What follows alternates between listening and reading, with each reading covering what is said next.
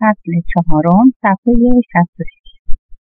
روز بعد خورشید در جهان آرام طلوع کرد و نورش را بر دهکده به خواب رفته باشید. آنها تازه صبحانه خورده بودند. خاله پالی همه را برای دعای صبحگاهی جمع کرده بود. دعایش از همان زمین با جمله‌هایی از کتاب مقدس شروع می‌شد. وقتی به اوجش می‌رسید، مانند حضرت موسی علیه السلام در کوه طور فصل ترسناک فرمانها را می‌خواند. بعد از آن تام به اصطلاح آستین‌هایش را بالا زد و رفت که آیه‌هایش را حفظ کند. سید درسش را روزهای قبل خوانده بود. تام همه زورش را زد تا 5 آیه را حفظ کند. قسمتی از وعظ در کوه را انتخاب کرد، چون آیه کوتاه‌تر از آن نمی‌توانست پیدا کند. اما نیم ساعت بعد چیزی بیشتر از یک جمله کلی و مبهم از درس یاد نگرفته بود، چون ذهنش کل افکار بشری را مرور می‌کرد و دست‌هایش مشغول انواع بازی‌های حواس پرت بود. ماری کتابش را گرفت تا آیه‌ای را که او از حفظ می‌خواند بشنود و تام هم سعی کرد راهش را در آن مه گرفتگی پیدا کند. خوشا به حال بینوایان،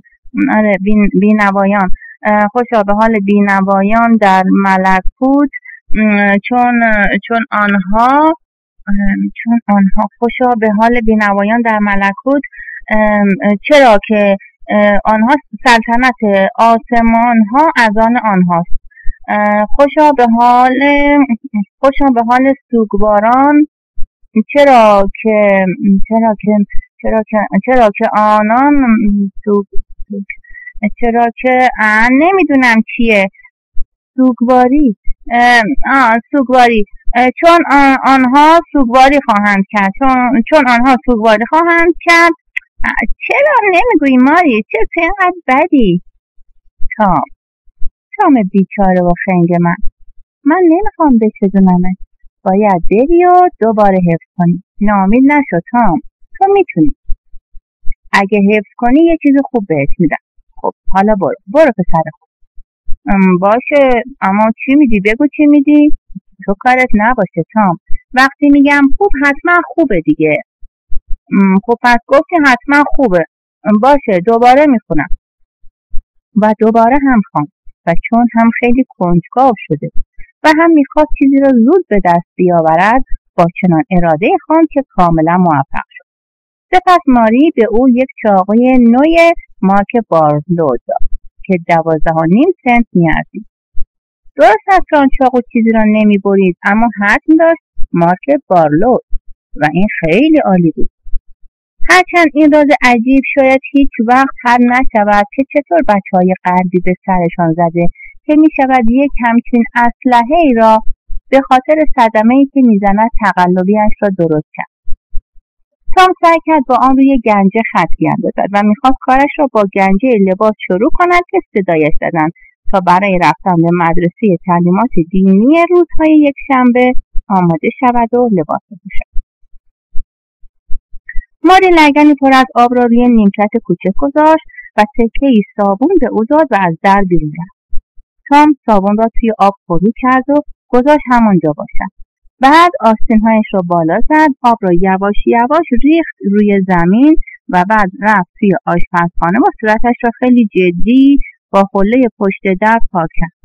اما ماری حوله را از دستش بیرون کشید و گفت: خجالت نمی‌کشی تام؟ تو نباید اینقدر پسر بدی باشی. نترس، آب برایت ضرر ندارد. تام کمی دستپاچه شد. بعد ماری دوباره لگن را پر از آب کرد. این بار تام بیشتر پزشک داد و عزمش را جزم کرد، نفس بلندی کشید و شروع به شستشو کرد. کمی بعد وقتی وارد آشپزخانه شد، چون جفت چشمهایش بسته بود، کورمال با دستهایش دنبال حوله گشت. اما وقتی حوله کنار رفت و قیافش پیدا شد، هنوز راضی نبود. فرک و چانه‌اش را خوب نشسته بود، طوری که انگار بالای صورتش نقاب زده است. چرک و کثافت‌ها از دور و بر چانه‌اش راه افتاده بودند پایین و دور گردنش هم کثیف شده بود.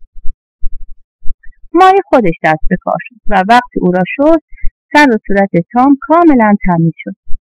موهای خیسش را هم خوب شانه و فرهایش را مرتب کرد و یه جور قشنگی برایش فرق باز کرد.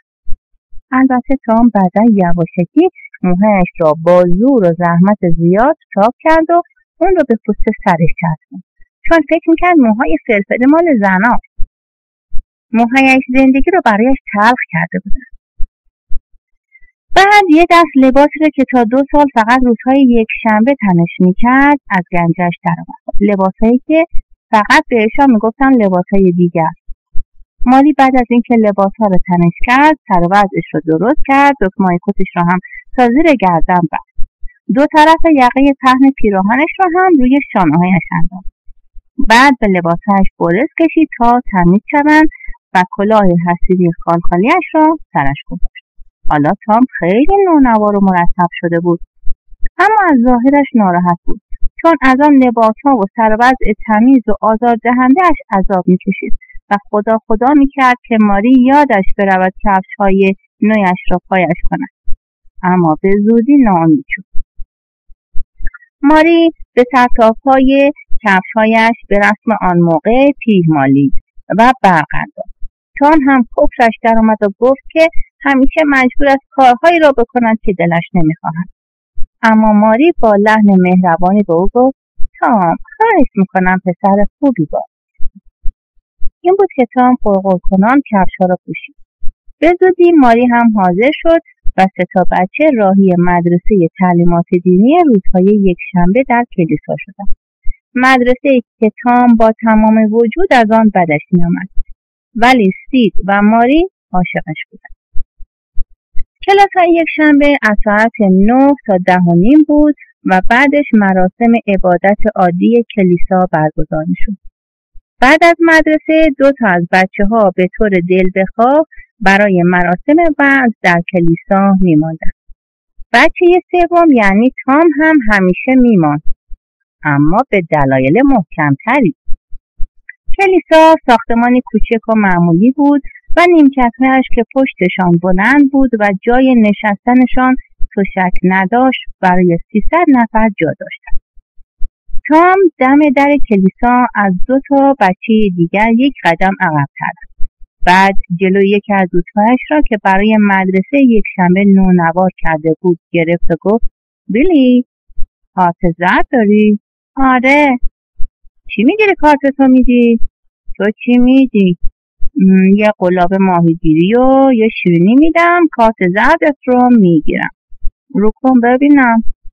تام قلاب ماهیگیری و شیرینی را نشان بیلی داد و بیلی قبول کرد و کارتش رو داد و قلاب ماهیگیری و شیرینی را گرفت و تام 2 تا تیله سفیدش را با 3 تا کارت قرمز عوض کرد و چیزهای خرت و پرت دیگری داد و 2 تا کارت آبی گرفت.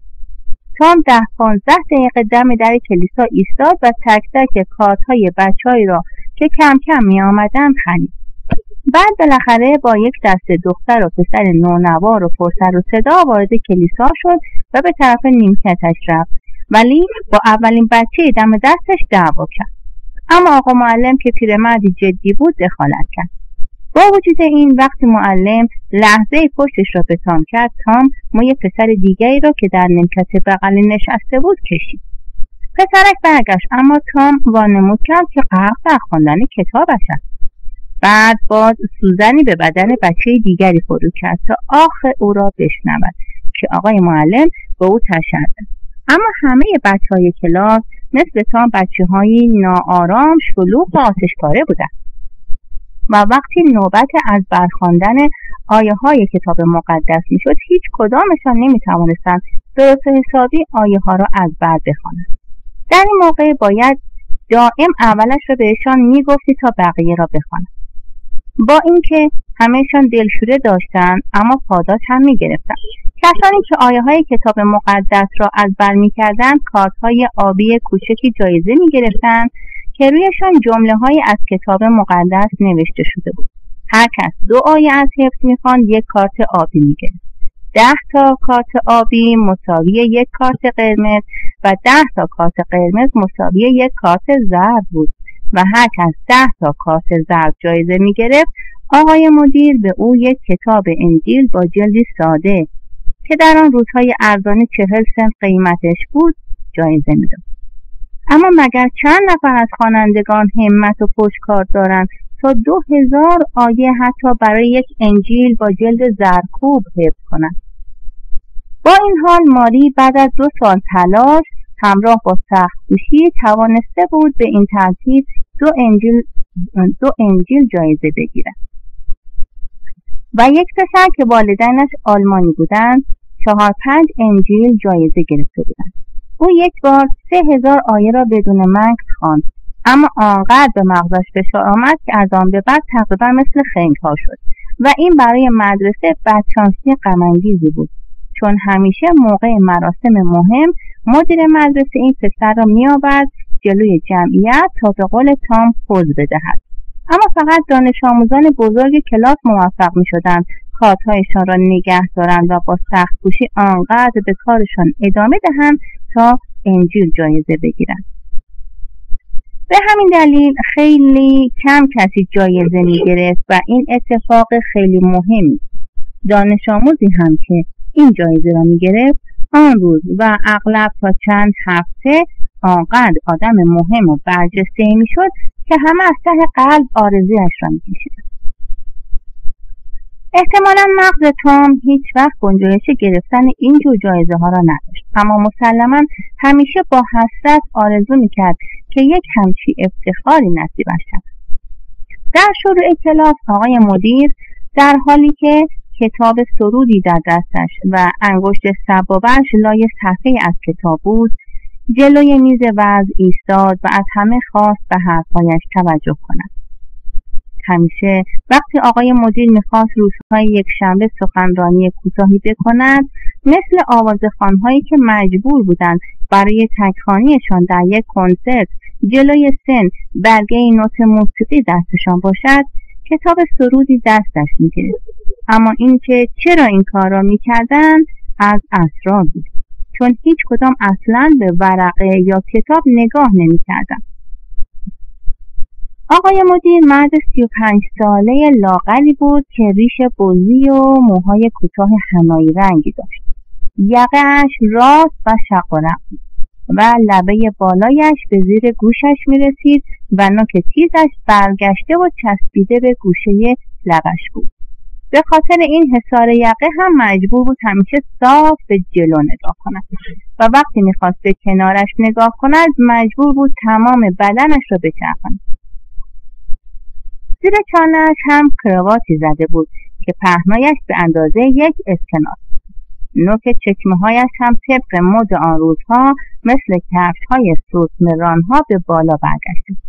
حتی جوان‌های آن روز هم برای اینکه کفش‌هایشان به آن حالت در بیاید با حوصله و زحمت زیاد نوک کفش‌هایشان را ساعت‌ها به دیوار فشار می‌دادند. آقای والتر قیافه‌ای خیلی جدی داشت ولی قلباً آدم خیلی مهربان و خوبی بود و آنقدر هم به اشیا و جاهای مقدس احترام می‌گذاشت و آنها را از امور دنیوی دور نگه می‌داشت که در روزهای یکشنبه ناخودآگاه صدایش لحن خاصی پیدا می‌کرد که با همه روزهای هفته فرق داشت.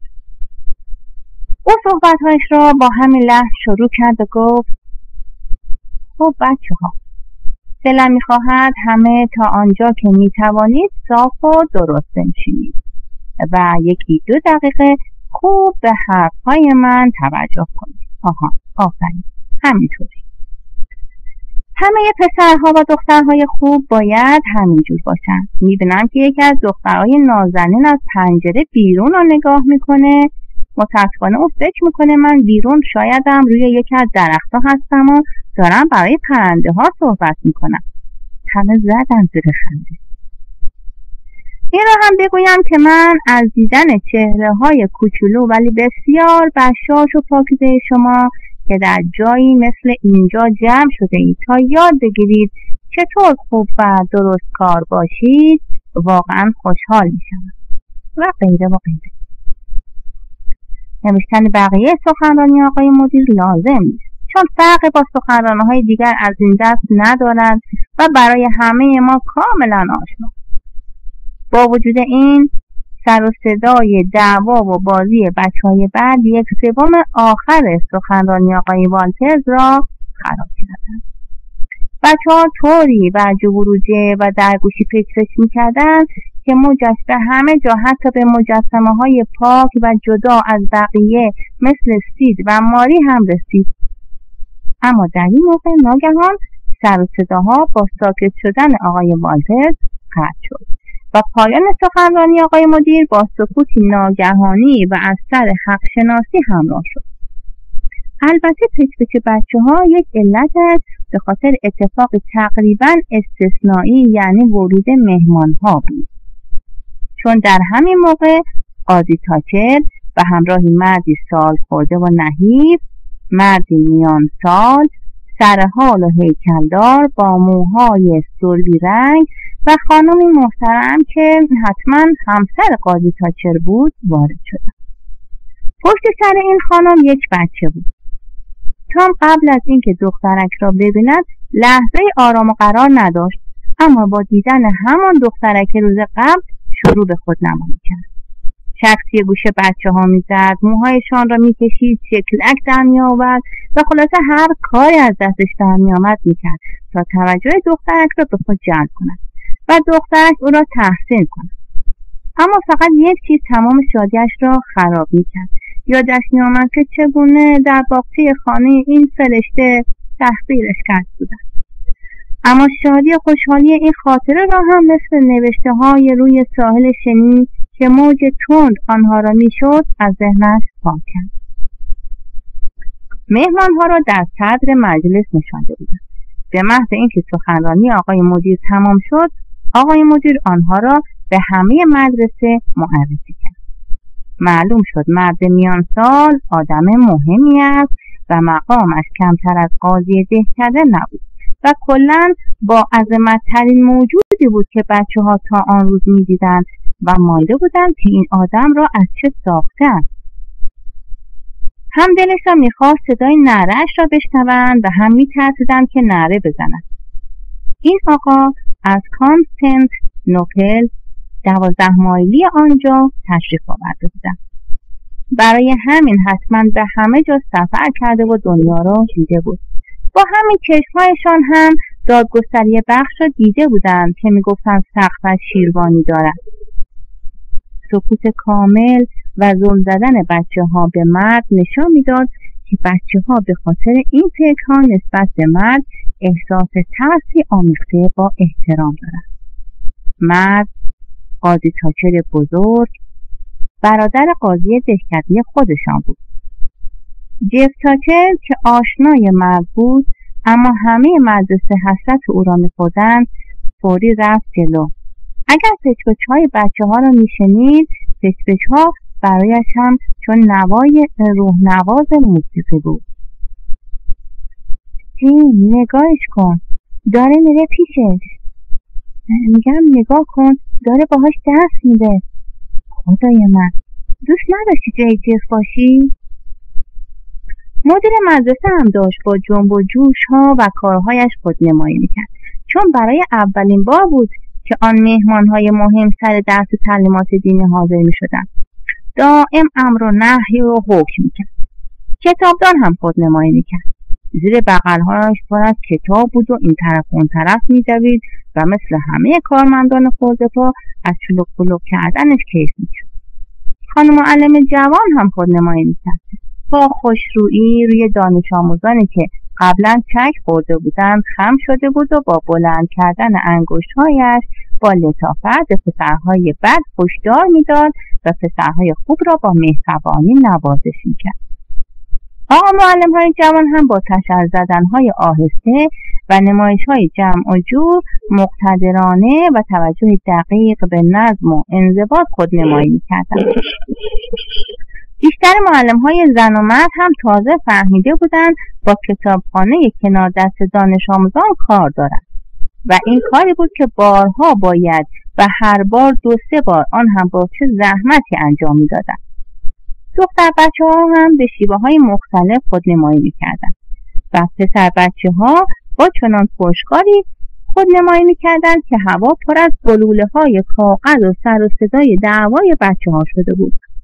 آن آقای محترم هم صدر مجلس نشسته بود و با بزرگواری و قاضیوار به همه افراد آنجا لبخند میزد و با عظمت خورشید خویش خود را گرم میکرد، چون او هم داشت خودنمایی میکرد.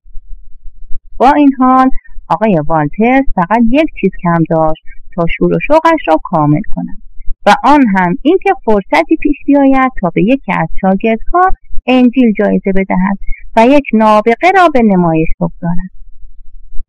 با وجود اینکه تعدادی از دانش آموزان چند تایی کارت زرد داشتند، اما هیچ کدام به تعداد کافی کارت زرد نداشتند. این را خود آقای والترز از دانش آموزان نخبه پرسیده بود. برای همین حالا حاضر بود همه دنیا را بدهد تا دوباره آن پسرکی که والدینش آلمانی بودند عقل سالمش را به دست بیاورد. اما در همین لحظه که دیگر ناامید شده بود، ناگهان تام سایر با 9 کارت زرد و 9 کارت قرمز و 10 کارت آبی که از بچه ها جمع کرده بود پیش آمد تا یک انجیل جایزه بگیرد. آمدن تام سایر مثل این بود که آسمان صاف و آفتابی ناگهان رعد و برق بزند. آقای مدیر توقع نداشت تام حتی تا 10 سال دیگر هم بتواند آن جایزه را بگیرد، اما کاری نمیشد کرد چون تام چک تضمینی داشت.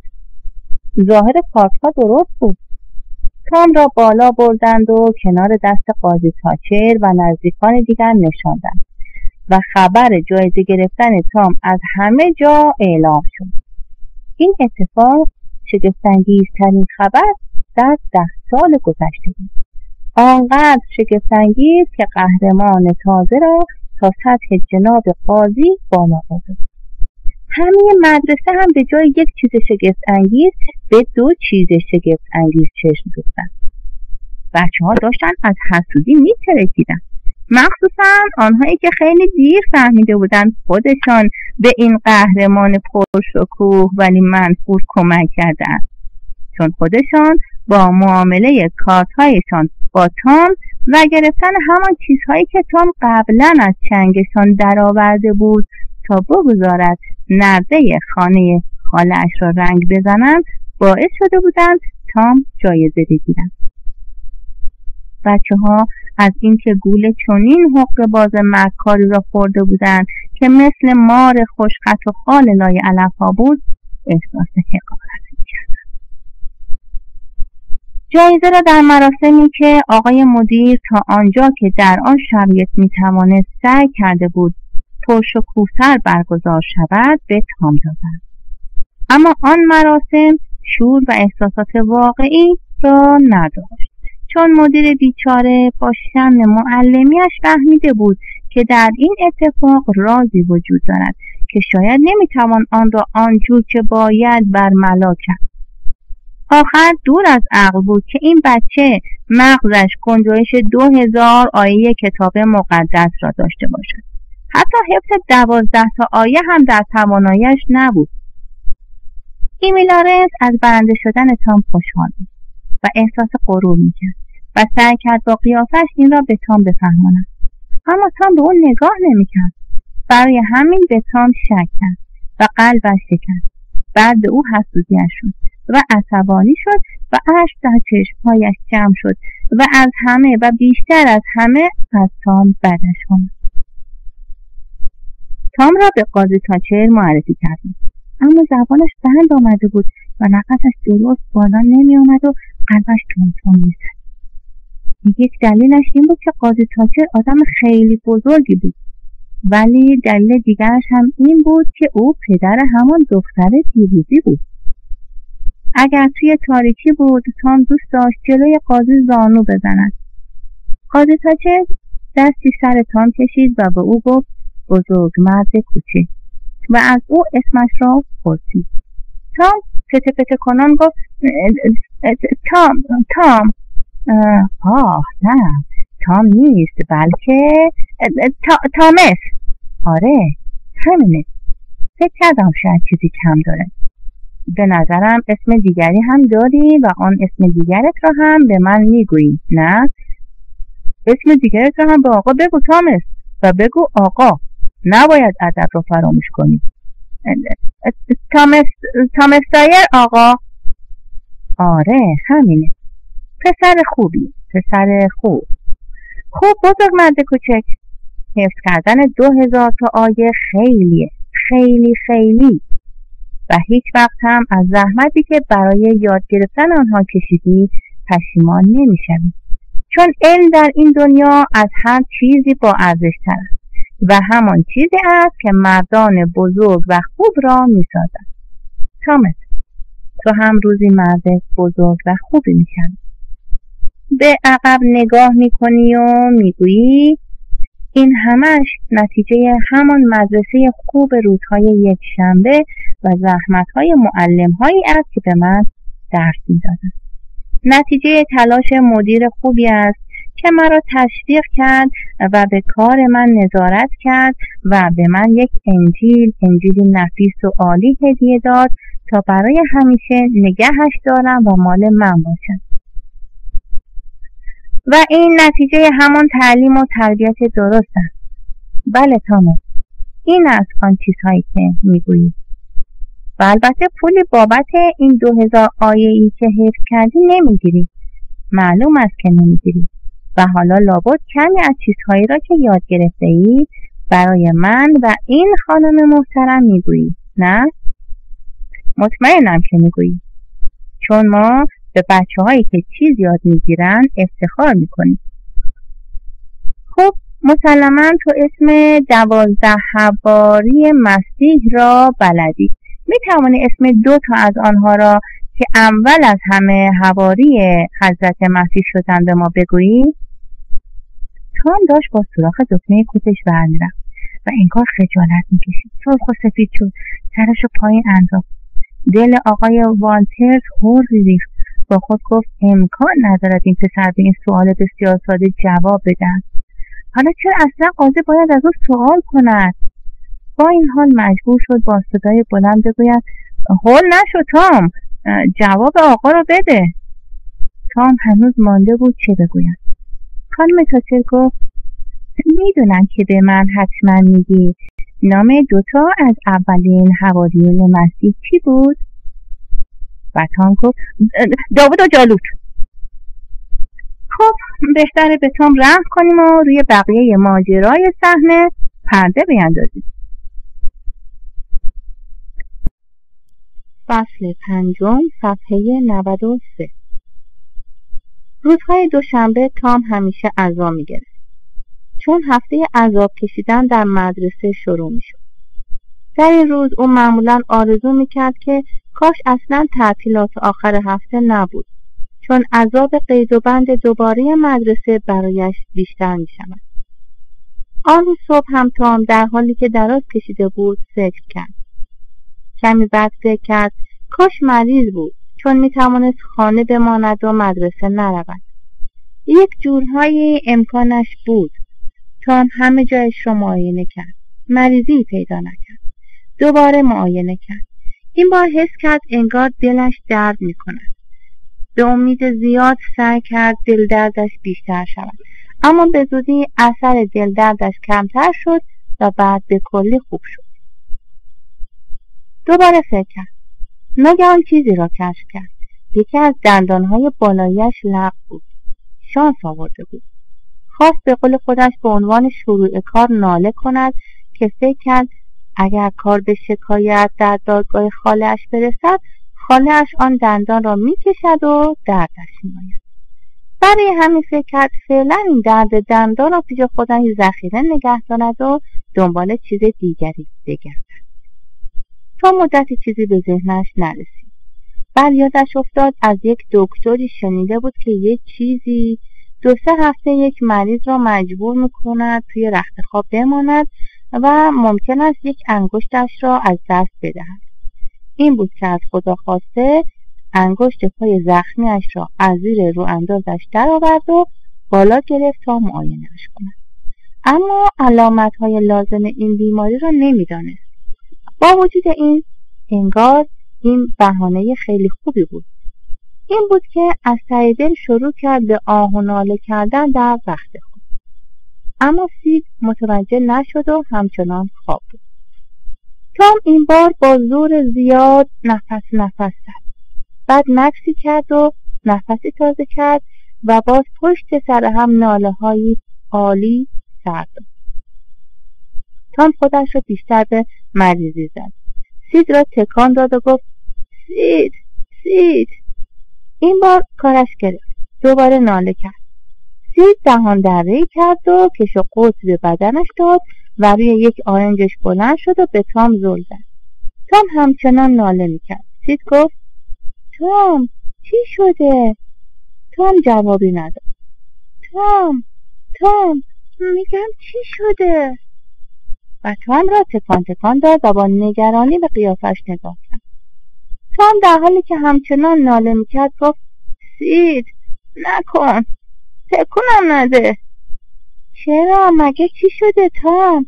باید برم خاله رو صدا کنم. نه ولش کن، شاید خودش خود به خود خوب شد، نمیخواد کسی رو صدا کنی. اما باید خاله رو صدا کنم. اونجوری ناله نکن تام، میترسم. از کی اینطوری شدی؟ چند ساعتی میشه. اونجوری تکونم نده سید، منو کشتی. تام چرا زودتر بیدارم نکردی؟ تام اونجوری ناله نکن، نوعی تنم سیخ میشه. چت شده تام؟ سید من تو رو میبخشم، هر بدی به من کردی میبخشم. وقتی مردم. تام مگه داری میمیری؟ تام نمیر تام، نمیر. شایدم. من همه رو میبخشم سید. به همه بگو سید. آن زوار پنجره و گربه یه چشمم و با اون دختری که تازه به دهکده اومده بده و بهش بگو. اما سید لباسشو پوشیده و رفته بود. حالا تام واقعا درد میکشید. چنان تخیلش خوب کار میکرد که ناله هایش مثل ناله های واقعی شده بود. سید دوان به طبقه پایین رفت و گفت خاله پالی زود بیاین تام داره میمیره؟ آره خاله، یالا زود باشین. خاله پالی گفت چه مزخرفا، من باورم نمیشه.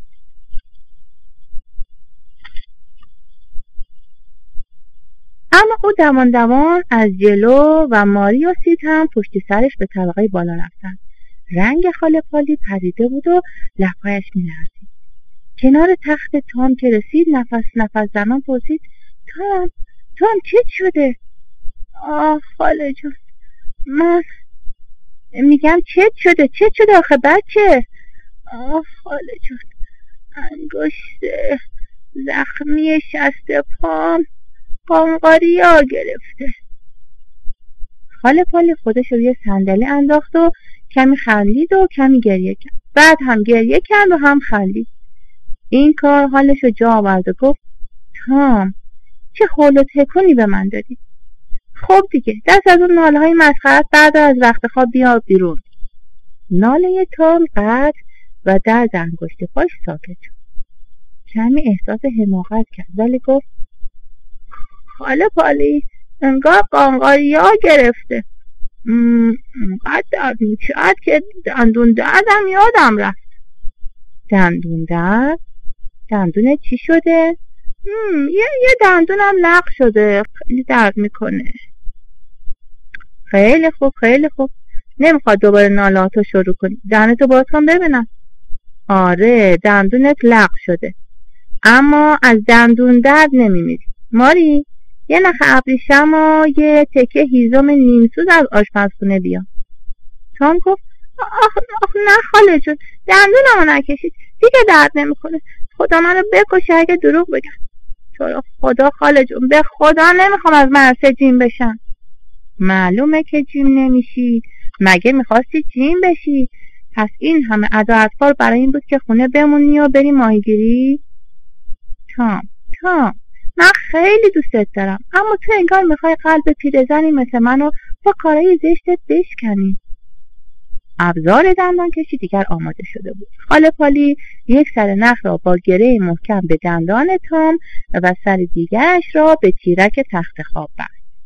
بعد تکه هیزم نیم سوز را از مالی گرفت و ناگهان آن را به طرف صورت تام برد، طوری که انگار میخواهد هیزم را در چشمان تام فرو کند. لحظه‌ای بعد دندان تام کنار تیرک تخت خواب در هوا تاب می‌خورد. اما این سختی پاداش خودش را داشت. وقتی تام بعد از خوردن صبحانه قدم زنان به مدرسه میرفت، بچه‌هایی که او را می‌دیدند به او حسودیشون میشد، چون بین دندان‌های ردیف بالای دهانش فاصله افتاده بود و میتونست یک جور خیلی قشنگی تف کنه. بعد بچه‌هایی را که پشت سرش را افتاده بودند و نمایش تف کردن او را دوست داشتند جمع کرد. یکی از بچه‌ها که دستش رو بریده بود و تا این موقع همه شیفته‌اش بودند و دورش جمع می‌شدند، یک دفعه دید هیچ کس دور و برش نیست و دیگر هیچ کس محلش نمی‌گذارد. ناراحت شد و از سر تحقیر گفت که تف کردن تام سایر چیز مهمی نیست. اما یکی از بچه‌ها گفت گربه دستش به گوش نمیرسه میگه تیز تیز. این بود که قهرمان بیال و کوپال از آنجا دور شد. به زودی تام به پسرک طرد شده دهکده برخورد. هاکلبری فین پسر مردی الکلی بود. همه مادرهای بچه‌ها از هاک بدشان می‌آمد و از او می‌ترسیدند، چون فکر می‌کردند او آدم بیکار، خلافکار، بی‌تربیت و بدیه. برای همین هم همه بچه‌هایشان از او خیلی خوششون می‌آمد و آرزو می‌کردند که کاش جرأت او را داشتند و مثل او بودند. تام هم مثل همه بچه‌های با ادب به هاکلبری فین بی خانمان حسودیش میشد، اما به تام هم مثل بچه‌های دیگر دستور اکید داده بودند که با هاک بازی نکند. به خاطر همین هم او هر وقت فرصت میکرد با هاک بازی میکرد. هاک همیشه لباسهای دست دوم، پاره پوره، کهنه و گل و گشاده آدم بزرگا را تنش میکرد. تکه بزرگی از لبه کلاه حصیری در به داغونش هم کنده شده بود.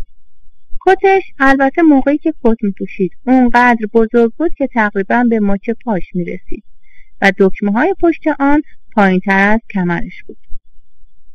شلوارش رو فقط یک بند شلوار نگه می‌داشت و خشتکش پایین افتاده بود و باد کرده بود. وقتی هم پاچه‌های پاره پوره اون رو بالا نمی‌زد، روی زمین کثیف کشیده می‌شد. هاکلبری فین هر وقت دلش می‌خواست می‌آمد و هر وقت دلش می‌خواست می‌رفت. موقعی که هوا خوب بود جلوی در خونه ها و وقتی هوا بارونی بود توی بشکه‌های بزرگ می‌خوابید. به علاوه مجبور نبود به مدرسه یا کلیسا برود و معلمی داشته باشد. از کسی هم دستور نمی‌گرفت. هر وقت هم هوس می‌کرد می‌توانست به ماهیگیری یا آبتنی یا هر جای دیگری که دوست داشت برود و تا هر وقت که دلش می‌خواست بماند. هیچ کس بهش نمیگفت دعوا نکند. شب‌ها تا هر وقت دلش میخواست بیدار میموند. بهار که میشد همیشه اولین بچه‌ای بود که پا برهنه راه میرفت و اواخر پاییز آخرین بچه‌ای بود که کفش پایش میکرد. هیچ وقت هم مجبور نبود دست و صورتش را بشوید و لباس تمیز تنش کند. میتوانست فحش‌های بد بدهد.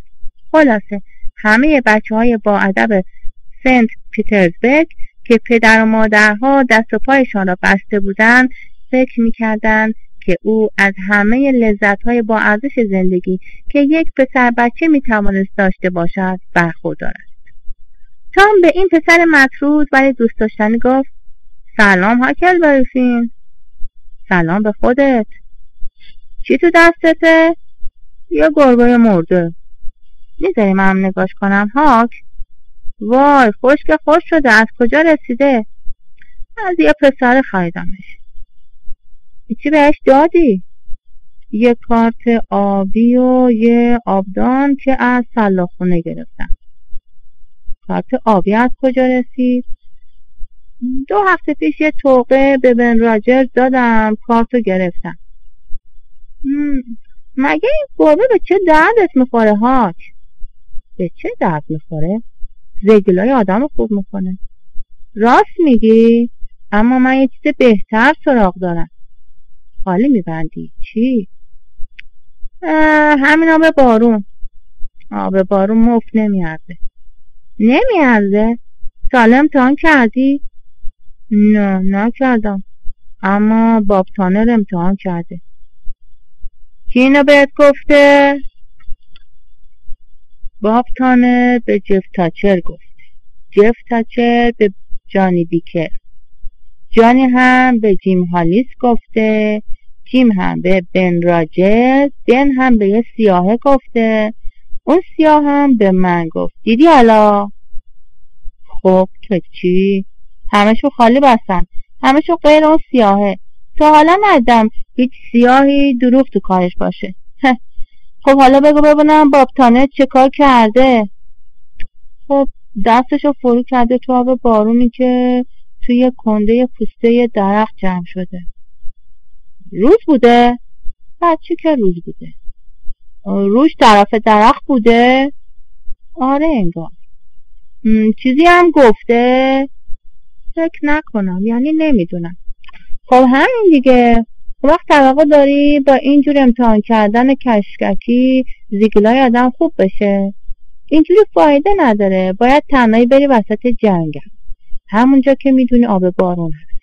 بعدش نصف شب که شد عقب میدی طرف کنده درخت و دستتو میکنی توی آب و میگی دانه جو دانه جو، سرخپوست گرسنه، آب بارون این زیگلا رو بخور. بعدش چشما رو میبندی و 11 قدم میری. 3 بار دور خودت میچرخی و بدون اینکه با کسی حرف بزنی میری خونه، چون اگه با کسی حرف بزنی طلسمش باطل میشه. آره انگار راهش همینه، ولی باب تانر این کارا رو نکرده. معلومه که نکرده. برای همینم از همه بچه‌ها بیشتر زیگیل داره. اگه میدونست با آب بارون چه کار کنه الان یه زیگیل هم نداشت. من تا حالا اینجوری چند هزار تا زیگیل روی دستامو خوب کردم، چون من همش با قورباغه‌ها بازی میکنم. خیلی دستام زیگیل میزنه. بعضی وقتا هم با لوبیا زیگیلامو خوب میکنم. لوبیا هم خوبه، منم امتحان کردم. امتحان کردی؟ تو چطور با لوبیا زیگیلا رو خوب میکنی؟ لوبیا رو میگیری از وسط نصف میکنی، بعدش زیگیلو میبری تا یکم خونش دردی.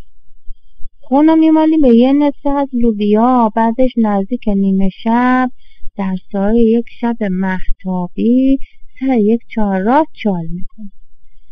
نصف لوبیا رو چال میکنی، بعدش همون نصف دیگه لوبیا رو میسوزونی. بعد میبینی اون نصفه که خون روشه هی مک میزنه و میخواد نصفه دیگه رو بکشه طرف خودش و این کمک میکنه تا خون زگیلا رو مک بزنه و زگیلا زود خوب بشه. آره همین جوریه. فقط وقتی نصف لوبیا رو چال میکنی بهتره بگی لوبیا توی خاک، زگیلا بشه پاک. برو تا دیگه بر نگردی. جو هارپر هم همین کارو میکنه. او تا نزدیک کنویل و هر جا بگی رفته. اما تو چطوری با گربه مرده زیگلا رو خوب میکنی؟ خیلی راحت. گربه رو میگیری دستت، نصف شب میری قبرش، سر قبر یه آدم بدی که تازه مرده. نصف شب یه جن یا شاید هم 2-3 تا جن میان سر قبرش، اما تو نمیبینیشون، فقط صدای باد یا شاید هم صدای حرفاشون رو میشنوی. وقتی جنا نعش مرده رو میبرن، گربه رو میندازی پشت سرشون و میگی جن برو دنبال نعش، گربه برو دنبال جن، زیگیلا برید دنبال گربه، از دستتون خسته شدن. بعدش همه زیگیلا یادم خوب میشه. چرا خوب؟ تا حالا خودت امتحان کردی؟ نه، ولی ننه هاپکینز به هم گفته. پس انگار درسته، چون میگن جادوگره. آره واقعا هم هست. یه دفعه بابامو جادو کرد. خود بابام میگفت، بابام یه روز میاد میبینه ننه هاپکینز داره جادوش میکنه. یه سنگ بر میداره و میندازه طرفش که اگه ننه هجا خالی نمیداد بهش میخورد. اما همون شب بابا موقعی که مست بالای انباری خوابیده بود قرط میخوره پایین و دستش میشکنه. چه بد! حالا از کجا میدونست ننه هاپکینز داره جادوش میکنه؟ بابام راحت میفهمه. بابام میگه هر وقت میبینی جادوگر رو به زل زدن دارن جادوت میکنن، مخصوصا اگه ورد بخونن، چون وقتی ورد میخونن دارن دعا رو چپکی میگن. ببینم حالا کی میخوای با گربه بری قبرستون؟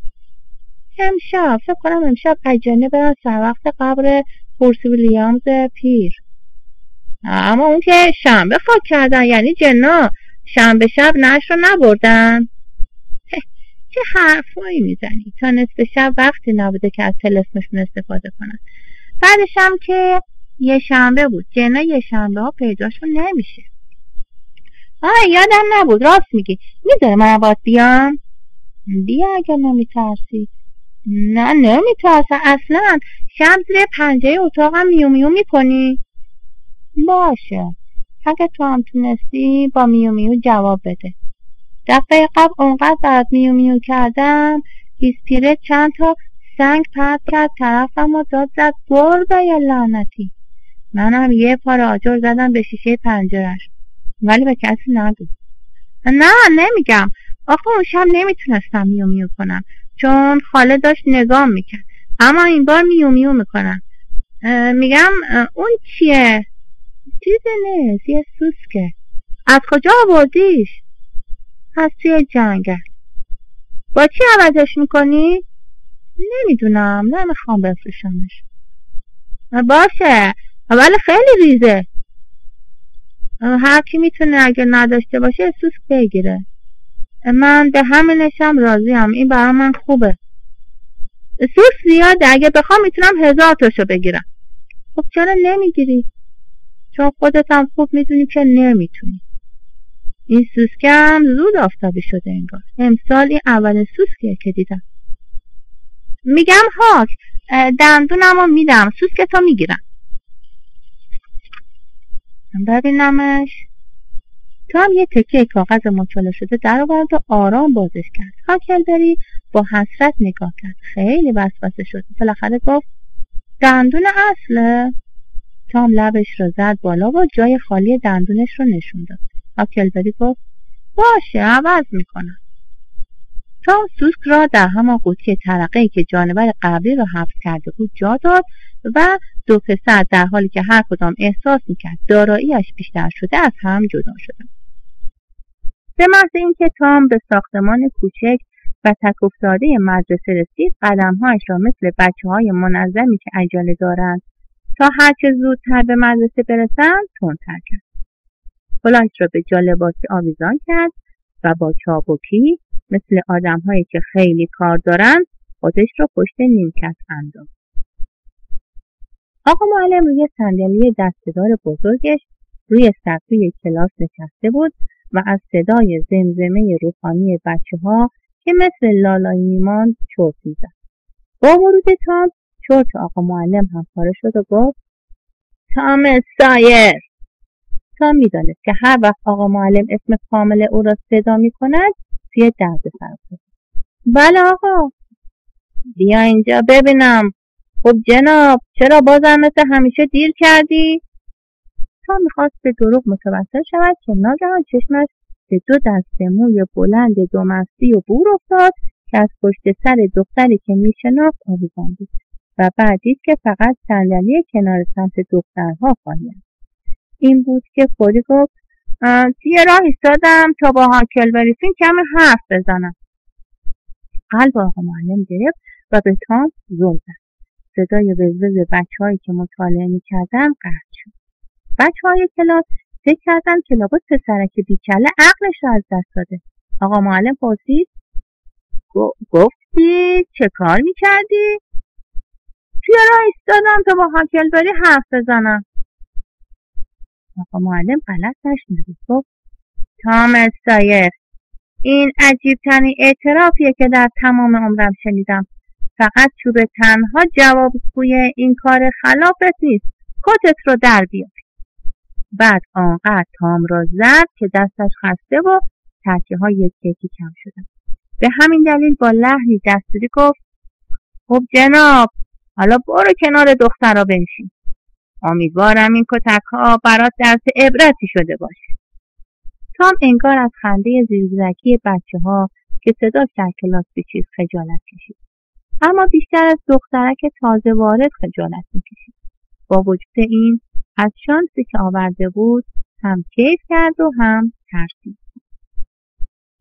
وقتی تام سر میز پشت نیمکت نشست، دخترک که پشت نیمکت نشسته بود رویش را آن طرف کرد و از اون فاصله گرفت. بچه‌های دور تا دور کلاس هم به هم سقاله و چشمک زدند و با هم پچ پچ کردند. اما تام در حالی که دستهایش را روی میز دراز جلویش گذاشته بود و ظاهراً مطالعه می‌کرد، بی حرکت سر جایش نشسته.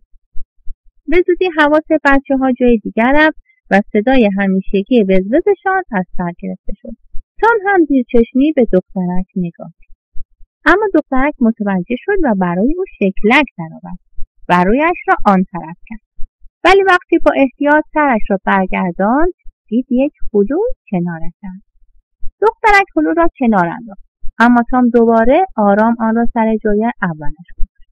دوباره دخترک هلو را کنار انداخت، اما این بار با حالتی کمتر خصمانه. تام با صبر و حوصله دوباره هلو را سر جای اولش گذاشت. دخترک دست به هلو نزد. تام روی تخته کوچک دستی‌اش نوشت لطفاً بردارید، من باز هم دارم. دخترک نگاهی به نوشته او کرد، اما به روی خودش نیاورد. تام چیزی روی تخته کوچکش نقاشی کرد، اما دست چپش را روی تخته گذاشت تا کسی نبیند. دخترک مدتی اعتنایی نکرد، اما به زودی مثل همه آدم‌ها کنجکاو شد و سعی کرد ببیند تام چی کشیده. اما تام وانمود کرد حواسش به دخترک نیست و بی توجه به کارش ادامه داد. دخترک با نوعی اکراه سعی کرد ببیند، اما تام نشان نداد که متوجه شده. بالاخره دخترک تسلیم شد و زیر لب با اصرار گفت می‌شود ببینم؟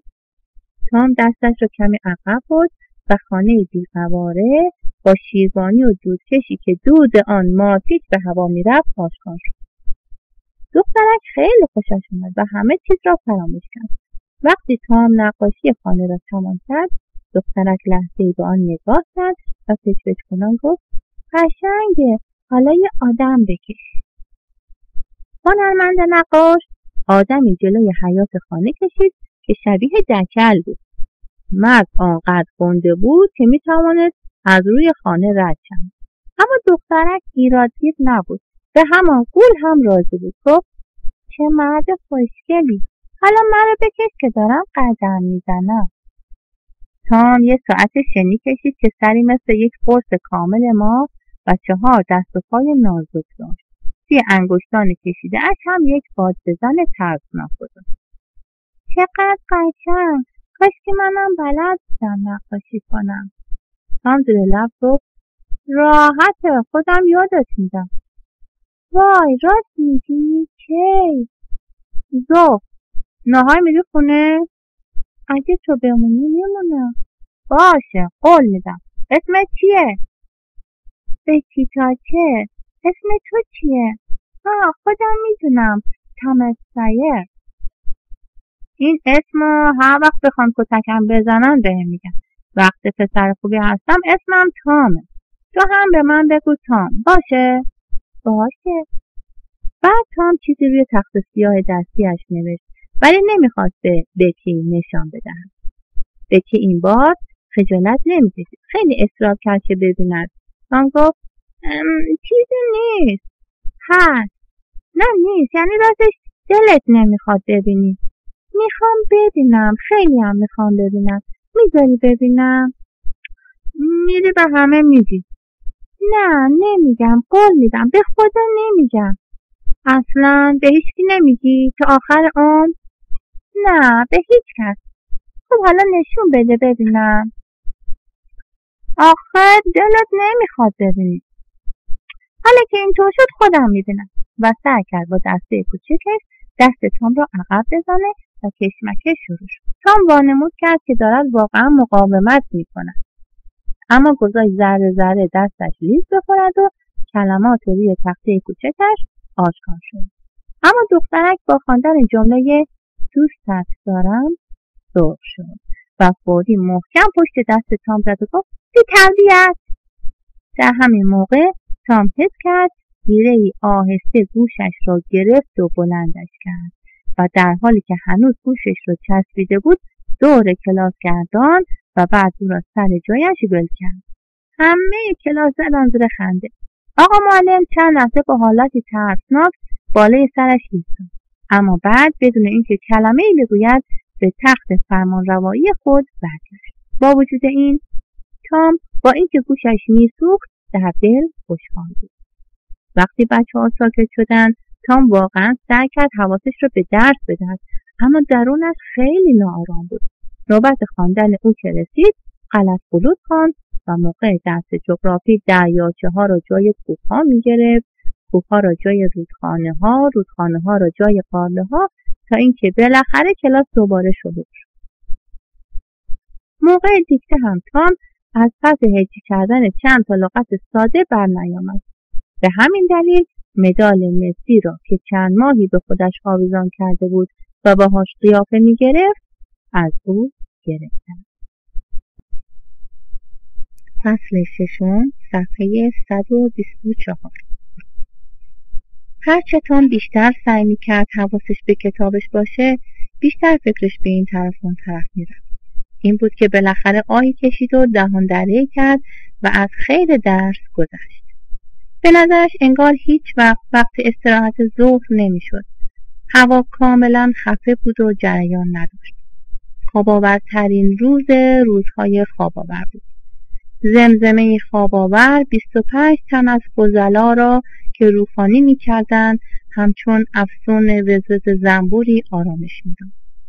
در دوردست‌های تپه کاردیف هیل زیر نور آفتاب داغ از میان پرده درخشانی از گرما دامنه‌های سبز خوشرنگش را که از آن فاصله مایه‌ای از ارغوانی داشت به نمایش گذاشته بود. چند پرنده در آسمان با تنبلی بال می‌زدند و می‌رفتند. بیرون هیچ موجود زنده غیر از چند گاو که آنها هم خواب بودند به چشم نمی‌خورد. دل تام برای آزاد شدن از کلاس یا گذراندن آن وقت کسل کننده با یک سرگرمی جالب پر می‌کشید. دست‌هایش جیبش را گشتند. چهرهش از قدرشناسی گل انداخته بود. بعد یواشکی قوطی ترقه را از جیبش بیرون آورد و سوسک را از توی قوطی در آورد و روی میز صاف و دراز گذاشت. سوسک هم انگار در این موقع وجودش از قدرشناسی گل انداخته بود، اما خیلی عجول بود، چون در همان لحظه وقتی از سر قدرشناسی تندی راه افتاد تام با یک سوزن تهگرد او را برگرداند و مجبور کرد مسیرش را عوض کند. دوست جونجونی تام جو هارپر کنار تام نشسته بود و او هم مثل تام از بودن در کلاس عذاب می‌کشید. برای همین فوری و از ته دل از تفریح جدید تام خوشش آمد. تام و جو هارپر در طول هفته دوستای قسم خورده همدیگه بودند، اما روزهای شنبه دشمن می‌شدند و با هم می‌جنگیدند. جو هم سوزن تهگردی از یقه برگردان کتش در آورد و در تمرین ورزش دادن به سوسک به دوستش کمک کرد. بازی آنها فوری گرم شد و به زودی تام گفت که چون آنها توی کار هم دخالت می‌کنند هیچ کدام از بازی با سوسک خوب کیف نمی‌کنند. برای همین تخته کوچک جو را روی میز گذاشت و وسط آن از بالا به پایین یک خط کشید و گفت خب حالا تا وقتی سوسک طرف توست میتونی بهش سوزن بزنی، منم کاری بهش ندارم، اما اگه گذاشتی فرار کنه بیاد طرف من، تو دیگه نباید تا وقتی من نداشتم از حد بگذره کاری به کارش داشته باشی. باشه شروع کن بهش سوزن بزن. کمی بعد سوسک از دست تام فرار کرد و از خط استوار گذشت. جو مدتی با سوسک کلنجار رفت، ولی بعد سوسک فرار کرد و دوباره از حد گذشت و پیش تام برگشت. این عوض شدن جا چند بار دیگر تکرار شد. هنگامی که یکی از بچه‌ها با شور و شوق زیاد سوسک را با سوزن به سطوح می آورد، دیگری با همان شور و شوق به سوسک زل می زد. هر دو سرشان را روی تخته کوچک خم کرده بودند و از چیزهای دیگر غافل شده بودند. بالاخره انگار شانس با جو همراه شد. سوسک خواست از این یا آن راه برود و مثل بچه‌ها هیجان زده و بیقرار بود. ولی هر بار که با موفقیت فرصتی به چنگ می آورد و انگشتان تام به جنبش در می آمدند، جو با سوزنش ماهرانه جلویش را سد می کرد و او را در ملک خود نگه می داشت. بالاخره تام دیگر طاقت نیاورد. وسوسه دخالت در وجودش خیلی قوی بود. برای همین دستش را دراز کرد و سوزنش را جلو آورد. جو بلافاصله عصبانی شد و گفت تام ولش کن. فقط میخوام کمی سوزن بهش بزنم. نه خیر آقا نمیتونی، ولش کن. ای بابا زیاد اذیتش نمیکنم. میگم ولش کن. نمیکنم. باید ول کنی، طرف منه. ببینم اصلا این سوسک مال کیه؟ اصلا برای من مهم نیست مال کیه، طرف منه و تو حق نداری بهش دست بزنی. اما من دست میزنم، سوسک منه، سرمم بره هر کاری دلم بخواد باش میکنم. اما ناگهان ضربه محکمی بر شانه تام و یکی دیگه هم بر شانه جو فرود آمد، طوری که تا 1-2 دقیقه خاکایی که از کتشان بلند شده بود در هوا بود. بچه‌ها از این اتفاق کیف کردند. تام و جو آنقدر در بازی غرق شده بودند که نفهمیده بودند چند لحظه پیش آقا معلم پاورچین آمده و بالا سرشان ایستاده بود و همه کلاس هم ساکت شده بود. اما قبل از اینکه آقا معلم به سهم خود با دخالتش تنوعی به بازیشان بدهد و اندازه کافی نمایش آنها را تماشا کرده بود. وقتی بالاخره ظهر مدرسه تعطیل شد، تام پیش بکی رفت. بچه‌ها که رفتن، تام و بکی جلوی تخت دستی تام نشستند و تام مدادی دست بکی داد و دست بکی را گرفت و بکی با راهنمایی او یک خانه عجیب دیگر کشید. بعد از مدتی حوصله هر دو از نقاشی سر رفت و شروع به صحبت با هم کردند. تام پرسید بکی تو از موشا خوشت میاد؟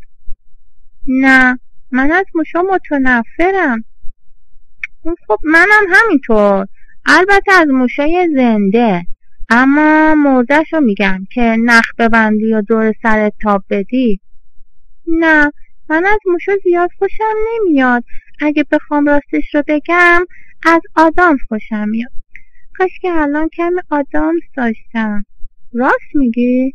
من کمی دارم، میدم کمی بجویی، ولی باید برش بگردونی به خودم. بکی قبول کرد و بعد تام پرسید بکی تو تا حالا سیرک رفتی؟ آره بابام گفته اگه دختر خوبی باشم بازم منو میبره. من خیلی رفتم، 3-4 بار. کلیسا به پای سیرک نمیرسه، توی سیرک همش آدم سرش گرمه. میخوام وقتی بزرگ شدم دلقک سیرک بشم. راست میگی؟ چه خوب، دلقک ها خیلی قشنگن، همه جاشون هم خالیه. آره راست میگی، خیلی هم پول در میارن. بن راجرز میگه بیشترشون روزی $1 به جیب میزنن. راستی بکی تو تا حالا نامزد کسی شدی؟ نامزدی چیه؟ خب نامزد کسی بشی تا بعدم باهاش ازدواج کنی. نه دوست داری نامزد کسی بشی؟ آره فکر کنم. نمیدونم یعنی چجوریه؟ چجوریه؟ چیزی نیست، فقط به یه پسر میگی که هیچ وقت زن کسی دیگه این نمیشی. هیچ وقت همین. یادت هست چی رو تختم نوشتم؟ آره. خب حالا تو هم همونو توی گوشم بگو. بکی چند لحظه دل کرد، بعد گفت رو تو بکن اون طرف. به کسی نگی یا تام. خب باشه به کسی نمیگم. و رویش رو آن طرف کرد. بکی خجالت زده با زیر لب گفت دوست دارم و بعد پرید و از لای میزها فرار کرد و در حالی که پیش دامن سفیدش را جلوی صورتش گرفته بود به گوشه از کلاس پناه برد. تام گفت حالا دیگه از این به بعد نباید زن کسی دیگه ای بشی. بکی گفت باشه تام، تو هم نباید با کسی دیگه ای عروسی کنی. خود معلومه بعدش هم باید با من به مدرسه بیای یا به خونه بری. توی مهمونی هم باید با من باشی چون نامزد من شدی. چه جالب، تا حالا نشنیده بودم. آره خیلی جالبه، مثل من و ایمیلارس که چشمهای بکی گشاد شد و تام فهمید که اشتباه کرده. این بود که حرفش رو خورد و گیج شده بود. بکی گفت تام پس من اولین نامزد تو نیستم ها؟ و زد زیر گریه. تام گفت گریه نکن بکی، من دیگه ایمیلارس رو دوست ندارم. آره دوست داری، خودت هم میدونی که دوست داری. تام سعی کرد بکی رو آرام کند، اما بکی در حالی که همچنان گریه میکرد او را پس زد و رویش را به طرف دیوار کرد. تام دوباره سعی کرد او را دلداری بدهد ولی بکی به اون محل نگذاشت. تام به غرورش برخورد. بعد رفت و بیرون مدرسه ایستاد. بیقرار و ناراحت بود. گاهی به امید اینکه بکی پشیمان بشود و دنبالش بیرون بیاید به در مدرسه نگاه میکرد، اما بکی نیامد. بعد دلواپس شد و فکر کرد نکند اشتباه کرده باشد. اما قبل از اینکه وارد مدرسه شود با خودش خیلی کلنجار رفت. بعد دل به دریا زد و وارد مدرسه شد. بکی هنوز گوشه کلاس ایستاده بود و در حالی که رویش به طرف دیوار بود زار زار گریه میکرد. تام دلش گرفت. به طرف او رفت ولی لحظه ای مکث کرد. نمیدانست چه بکند. بعد با اکراه و تردید گفت بکی من هیچ کس غیر از تو رو دوست ندارم. اما بکی جوابش را نداد، فقط حق کنان گریه میکرد. تام با التماس گفت بکی هیچی نمیگی؟ اما حق گریه های بکی تندتر شد. تام با ارزشترین چیزش یعنی دستگیره در برنجی را از میان جیبش درآورد و آن را به طرف او دراز کرد تا بکی آن را ببیند. بعد گفت بکی تو را خدا نمیگیری؟ بکی محکم روی دستگیره در زد و دستگیره کف کلاس افتاد. تام ناراحت شد و با قدم‌های تند و محکم از ساختمون بیرون زد و تا آن سر تپه ها رفت. دیگر نمیخواست آن روز به مدرسه برگردد. مدتی بعد بکی کم کم شک کرد و دوان دوان به طرف در رفت. از تام خبری نبود. به زمین بازی دوید اما تام آنجا هم نبود. داد زد تام برگرد، تام و با اشتیاق گوش داد اما کسی جواب نداد. غیر از سکوت و تنهایی همدمی نداشت. این بود که نشست و دوباره گریه کرد. تا این موقع همه بچه‌ها کم کم دورش جمع شدند اما او غمش را پنهان کرد و آن روز بعد از ظهر را با درد و عذاب گذراند بدون اینکه بین آن غریبه ها کسی دور و برش باشد تا با او درد دل کند. فصل 7 صفحه 137. تام آنقدر تند از این راه و آن راه رفت تا از مسیری که به مدرسه می رفت کاملا دور شد. بعد قدمهایش شل شد. 3 بار هم از روی یک نهر پرید چون مثل همه بچه‌ها فکر می‌کرد اگر از روی آب بپرد آنهایی که تعقیبش می‌کنند راهش را گم می‌کنند.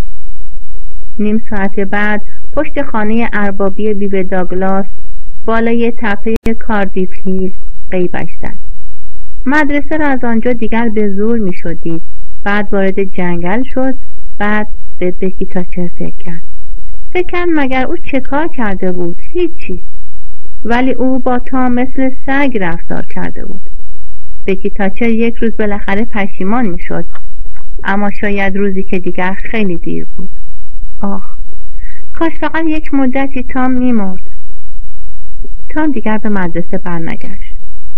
تام تا چند ساعتی آنجا بود. بعد سر و کله جو هارپر پیدا شد و با هم ادای رابین هود و راهزنها را در آوردند و بازی کردند.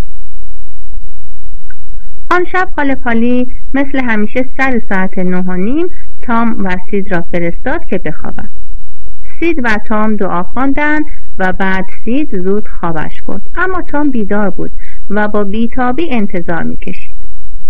وقتی به نظرش رسید که تقریباً صبح شده، ساعت دیواری تازه ساعت 10 را اعلام کرد. ناامید بود. دوست داشت وول بخورد و قلط بزند، اما می‌ترسید سید بیدار شود. این بود که ساکت و آرام سر جایش خوابید و به تاریکی زل زد. همه جا ساکت بود. به زودی حتی کم کم صداهای خفیفی مثل تیک تیک ساعت و قژقژ پنهان تیرهای چوبی سقف هم شنیده میشد. از اتاق خاله پالی صدای خفه خور و پف می آمد و سگی در دوردستها در تاریکی شب زوزه می کشید. تام داشت زجر می کشید. بالاخره خوشحال شد که زمان ایستاده و ابدیت شروع شده است. کم کم بدون اینکه دلش بخواهد چرتش گرفت و وقتی زنگ ساعت 11 را اعلام کرد نشنید و بعد در عالم رویا صدای میو میوی بلندی را شنید و همسایش پنجره را بالا کشید و تام تکان خورد. اما صدای پیشت گربه بدجنس و خوردن بطری به پشت انبار هیزم خانه خاله پالی و شکسته شدن آن او را از خواب پراند. تام در عرض 1 دقیقه لباس پوشید و از پنجره بیرون رفت و 4 دست و پا روی طاق جلوی خانه رفت. بعد 1-2 بار با احتیاط میو میو کرد. سپس بالای بام انبار هیزم و از آنجا به زمین پرید. هاکلبری فین با گربه مرده‌اش منتظر او بود. بچه‌ها راه افتادند و در تاریکی شب گم شدند. نیم ساعت بعد آنها از لابلای علف‌های بلند گورستان قدیمی به طرف قبری که می‌خواستند می‌رفتند. قبرستان از آن قبرستان‌های قدیمی و روی تپه‌ای در 2-3 کیلومتری ده بود. دور تا دور قبرستان نرده چوبی بود که در جاهایی به تو و در جاهایی به بیرون شکم داده بود. سر تا سر قبرستان را علف و علف‌های هرز گرفته بود.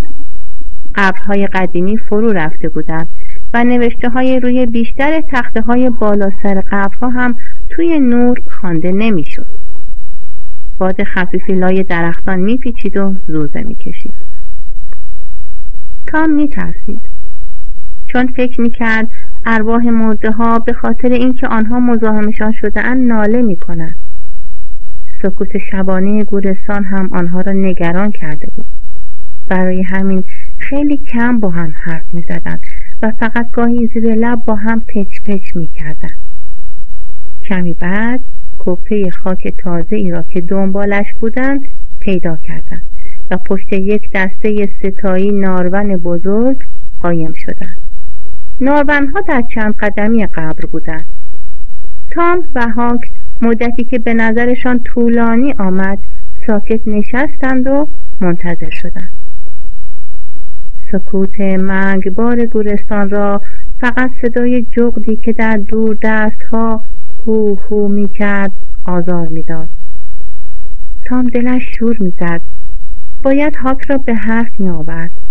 این بود که پچ پچ کنان از هاک پرسید: هاک، به نظرت مردا بعدشون نمیاد ما اومدیم اینجا؟ هاک هم پچ پچ کنان گفت: کاش که می دونستم. اینجا بعد جوری دل آدم میگیره نه؟ واقعا. و دوباره مدتی طولانی سکوت کردند. تام که همچنان در فکر بود بالاخره دوباره پچ پچ کنان گفت: هی هاک، فکر میکنی هورس ویلیامز حرفای ما رو میشنوه؟ هرچی که میشنوه، حداقل روحش که میشنوه. تام بعد از مدتی مکث گفت: کاشکی میگفتم آقای ویلیامز، ولی منظور بعدی نداشتم. آقا همه بهش میگن هورس. آدم نمیتونه راجع به حرفای مردم خیلی هم سخته گیره تام. و با این جمله دوباره حرفهایشان قطع شد. اما کمی بعد تام ناگهان دست دوستش رو چسبید و گفت هیس. چیه تام؟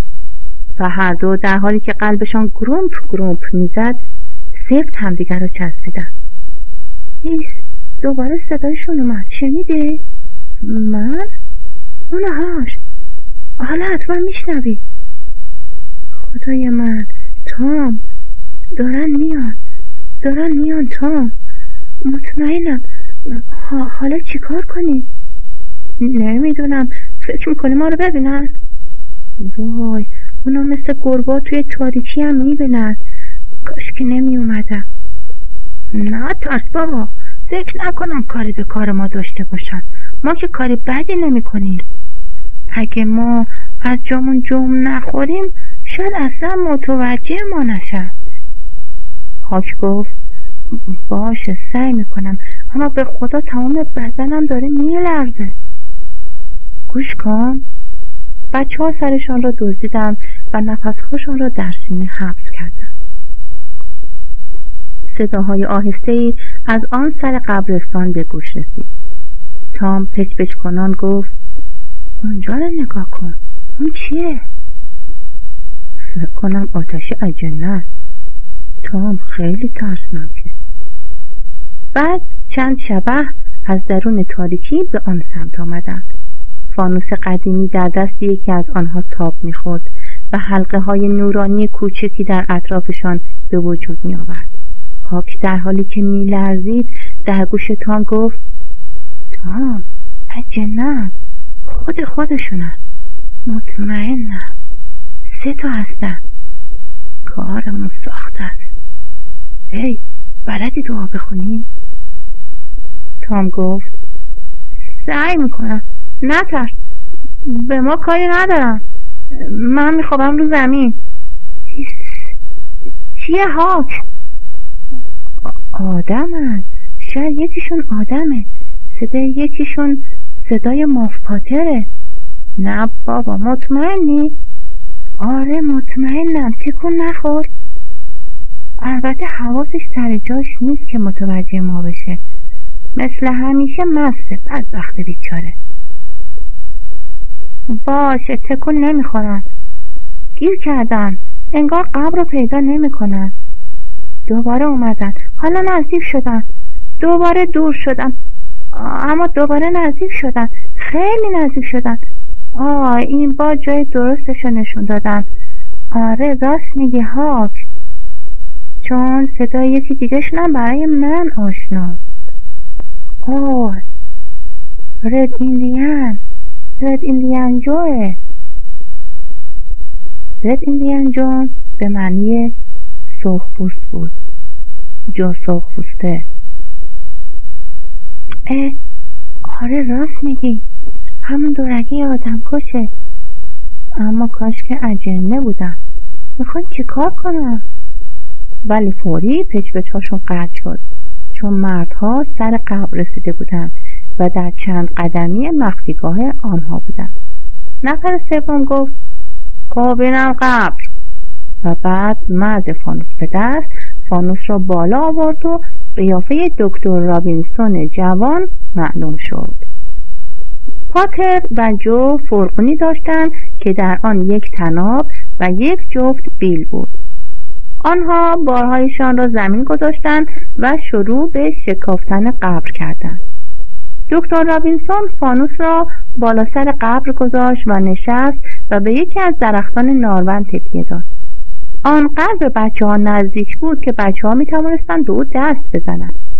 بعد دکتر رابینسون با صدای آهسته‌ای گفت بجنبید. هر لحظه ممکنه ماه در بیاد. 2 نفر دیگه در جواب قرقری کردند و به کندن قبر ادامه دادند. مدتی صدایی جز صدای آزاردهنده بیل‌ها شنیده نمی‌شد. همه چیز خیلی خسته کننده بود. بالاخره بیل‌ها به تابوت خورد و چند دقیقه بعد مردها تابوت را از قبر درآوردند و روی زمین گذاشتند. بعد در تابوت را با بیل کندند و نعش مرده را با بیشرمی ول کردند روی زمین. ماه از پشت ابرها در آمد و صورت رنگ پریده مرده معلوم شد. بعد نعش را روی فرقون گذاشتند و دورش پتویی پیچیدند و با طناب محکم او را به فرقون بستند. پاتر هم چاقوی تیز از جیبش درآورد و سر شل و ول طناب را برید و گفت خب همه چیز حاضر حکیم باشی. حالا یا $5 دیگه میدی یا نعش اینجا میمونه. جو گفت راست میگه. دکتر رابینسون ایستاد و گفت یعنی چه؟ شما پولتون رو جلو خواستید منم بهتون دادم. جو به دکتر رابینسون نزدیک شد و گفت بله تازه کار دیگه ای هم کردی. 5 سال پیش یادته؟ یه شب وقتی من التماستون کردم یه چیزی بدید بخورم منو به زور از جلوی آشپزخونه پدرت رد کردی. منم قسم خوردم که اگه 100 سال هم بگذره بالاخره جواب این کارت رو میدم. اما پدرت مرا به جرم ولگردی انداخت خلفتونی. فکر میکنی یادم رفته؟ این رگ سرخپوستی من که الکی نیست. حالا بالاخره گیر افتادی. باید حساب اون موقع رو پس بدی. و تهدید کنان مشتش را به دکتر نشان داد. ناگهان دکتر رابینسون به او حمله کرد و مشتی به او زد و او را به زمین انداخت.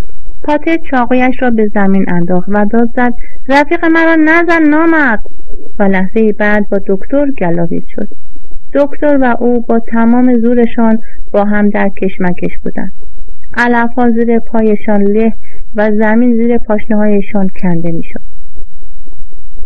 ایندین جو از جا پرید. چشمهایش از نفرت برق می‌زد. چاقوی پاتر را از زمین قاب زد و مثل گربه دزدکی پیش رفت و بعد در حالی که دنبال فرصت مناسبی می‌گشت دور 2 نفر دیگر که با هم گلاویز بودند چرخید. ناگهان دکتر رابینسون خودش را از دست پاتر آزاد کرد و در سنگین تابوت ویلیامز را برداشت و آن را به سر پاتر کوبید و پاتر نقش زمین شد. در همین لحظه ایندین جو هم از فرصت استفاده کرد و چاقویش را در سینه دکتر جوان فرو کرد. قسمتی از بدن دکتر روی پاتر افتاد و خون بدنش روی پاتر ریخت. در همین موقع ابرها این منظره وحشتناک را پنهان کردند و 2 پسر وحشت زده در تاریکی پا به فرار گذاشتند. وقتی ماه دوباره از پشت ابر درآمد، ایندین جو بالا سر 2 مرد دیگر ایستاده بود و آنها را برانداز می‌کرد. دکتر زمزمه نامفهومی کرد و 1-2 بار نفس عمیقی کشید و بعد دیگر تکان نخورد. ایندین جو زیر لب گفت خب حالا دیگه بی حساب شدیم. کثافت. بعد جیب‌های دکتر رابینسون را خالی کرد و چاقو را کف دست راست پاتر که بیهوش روی زمین افتاده بود گذاشت و روی تابوت باز نشست. 4-5 دقیقه بعد پاتر تکانی خورد و ناله کرد. چاقو را محکم در مشت راستش فشرد. آن را بلند کرد و نگاهی به آن انداخت. بعد با ترس و لرز آن را زمین انداخت. سپس بلند شد نشست و نعش دکتر رابینسون را از رویش کنار زد و بعد بهت زده به نعش خیره شد و با حالتی گیج و منگ اطرافش را نگاه کرد و چشمش در چشم جو افتاد. گفت خدای من این چیه جو؟ ایندین جو بی آنکه از جایش تکان بخورد گفت کار کثیفی بود. آخه چرا این کارو کردی؟ من نکردم. ببین این حرف تو کت کسی نمیره. پاتر لرزید و رنگش پرید. فکر کردم دیگه مست نیستم. نباید امشب مشروب میخوردم. اما هنوزم گیج و منگم. بدتر از وقتی که اومدیم اینجا. هیچی یادم نمیاد. جو راستشو بگو رفیق. من این کارو کردم؟ ولی از قصد نبود. به شرفم قسم از قصد نبود جو. بگو ببینم چی شد. وای وای چه کار وحشتناکی. آخه این هنوز خیلی جوان بود، آینده داشت. آره، داشتید با هم کلنجار میرفتید که او با در تابوت زد توی سرت و تو دراز و دراز افتادی روی زمین. بعد بلند شدی ولی تلو تلو میخوردی. بعدش هم چاقو رو از روی زمین قاپیدی و وقتی او دوباره با تخته زد توی سرت چاقو رو کردی توی سینش. بعدش هم تو الان مثل مرده اینجا دراز کشته بودی. پاتر در حالی که آه و ناله میکرد گفت اصلا نفهمیدم چه کار دارم میکنم. خدا من رو بکشه اگه بخوام دروغ بگم. فکر کنم به خاطر مشروب بود. من دعوا زیاد کردم اما نه با چاقو جو. تا حالا در عمرم توی دعواها از چاقو استفاده نکرده بودم. اینو همه میدونن جو. تو رو به خدا به کسی نگو. قول میدی به کسی نگی؟ باریکلا به رفیق خوبم. من همیشه دوست داشتم جو. هوا تو داشتم یادت نمیاد؟ به کسی نمیگی. میگی جو؟ مرد بیچاره در حالی که اشک از گونه‌هایش سرازیر بود جلوی قاتل سنگدل زانو زد و با حالت التماس دستهایش را به هم قلاب کرد. جو گفت نه، تو همیشه با من رو راست و بیشوله پیله بودی ماف پاتر. منم بهت پشت نمی کنم. از یه مرد هم همین توقع میره. ماف پاتر گفت جو تو واقعا فرشته ای. به خاطر این کار تا آخر عمرم غلامتم. و زد زیر گریه. بس دیگه بیا بریم. وقت آبورو گرفتن نیست. تو از اون ور برو من از این ور. بجام را بیفت. مواظب باش هیچ ردی از خودت به جا نگذاری. پاتر اول تون راه میرفت اما بعد فوری شروع به دویدن کرد. جوی دورگه ایستاده بود و از پشت سر نگاهش میکرد. زیر لب گفت اگه اونطور که معلومه همینجوری گیج و مست باشه تا خیلی از اینجا دور بشه به فکر چاقوش نمیافته. وقتی هم که بیفته دلشو نداره تنهایی برگرده یه همچین جایی. بزدل ترسو. 2 دقیقه بعد چیزی جز ماه نظاره‌گر جسد مقتول، جسد پیچیده در پتو و تابوت بیدر و قبر شکافته شده نبود. دوباره در گورستان سکوت کامل برقرار شده بود. فصل 8 صفحه 155. تام و هاک رو به دهکده فرار می‌کردند و از وحشت زبانشان بند آمده بود. گاهی برمیگشتند و از ترس اینکه مبادا تعقیبشان کنند پشت سرشان را نگاه می‌کردند. به علاوه درختها و درختچه‌های سر راهشان را با آدم‌ها و دشمنانشان عوضی می‌گرفتند و نفسشان بند می‌آمد. وقتی به سرعت از کنار چند کلبه دور از ذهن می‌گذشتند از صدای پارس سگ‌های نگهبان پاهاشان انگار بال درآورد. تام نفس زنان گفت آخ چی میشد اگه فقط قبل از این که از حال بریم به دباخونه قدیمی میرسیدیم. من که دیگه نمیتونم بدوم. هاک فقط با نفسهایش که به سختی بالا می آمد جوابش را داد. هر دو کم کم به آنجا نزدیک می شدند. بالاخره آنها پهلو به پهلوی هم به سرعت از دری باز وارد دباغخانه شدند و هر دو در پناه سایه‌ای در آن پشتها خسته و بیحال و خوشحال روی زمین ولو شدند. به زودی ضربان قلبشان آرام گرفت و تام آهسته گفت هاک یعنی میگه آخرش چی میشه؟ اگه دکتر رابینسون بمیره فکر کنم اعدامش میکنن. راست میگی؟ پس چی؟ مطمئنم تام. تام کمی فکر کرد و بعد گفت کی لوش میده؟ ما؟ چی داری میگی؟ اگه یه وقت اتفاق بیفته و جو رو اعدام نکنن چی؟ بعدش مطمئن باش جو بالاخره ما رو گیر میاره و میکشه. خب منم توی همین فکر بودم ها. اگه قرار کسی لوش بده بهتر ماف پاتر لوش بده. البته اگه خریت کنه، مخصوصا که همیشه مسته.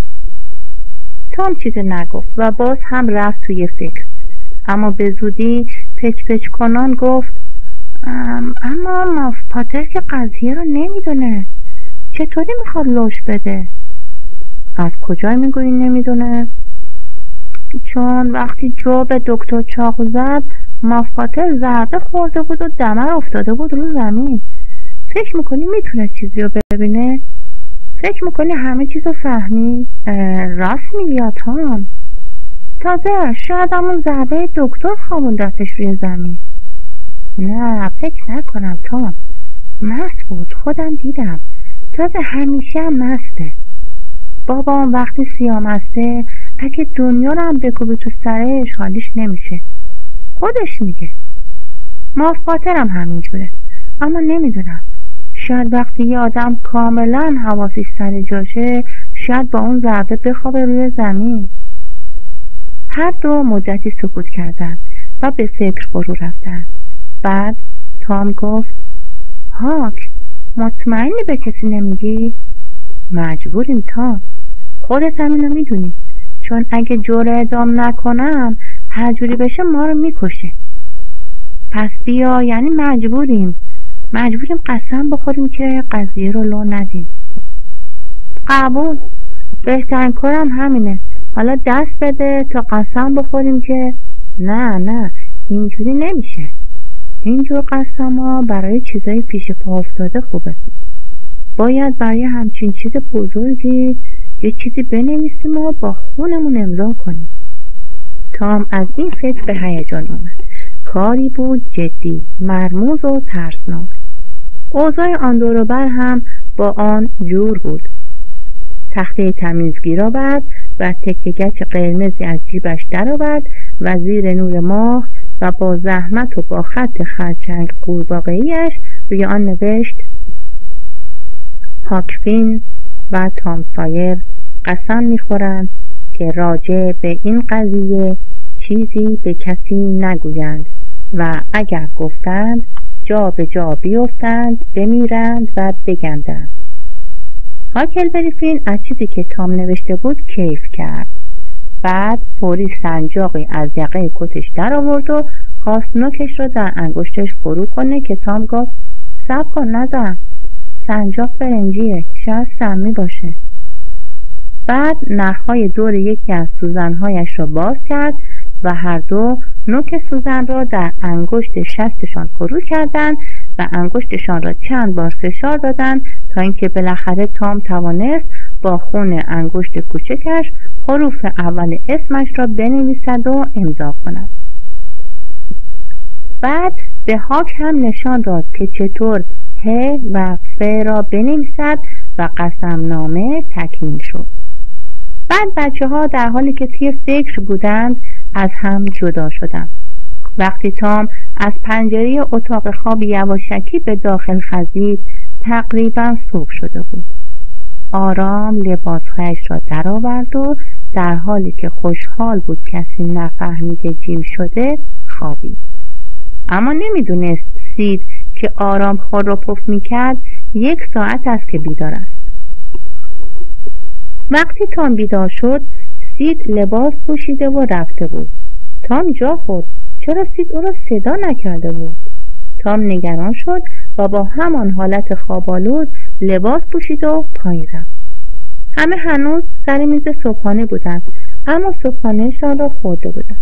هیچ کس او را سرزنش نکرد، اما کسی هم نگاهش نمی‌کرد. تام از سکوت سر میز دلش گرفت.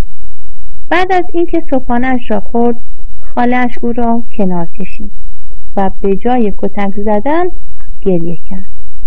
از او پرسید چطور دلش می‌آید خاله‌اش را اینقدر عذاب بدهد.